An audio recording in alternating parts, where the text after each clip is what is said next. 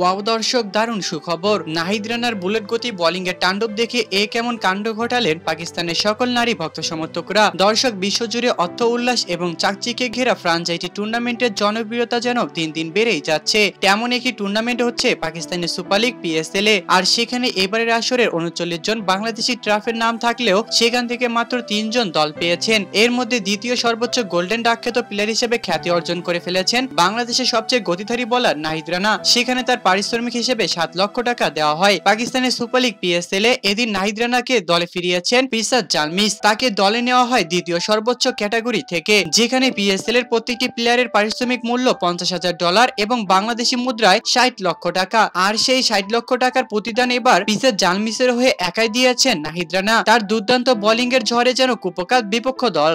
তো দর্শক, পিসার জালমিসের হয়ে দুর্দান্ত পারফরমেন্স করা নাহিদ রানার ব্যাপারে আপনাদের ধারণা কি, তা অবশ্যই আমাদেরকে কমেন্ট করে জানাতে একদমই ভুলবেন না। ধন্যবাদ।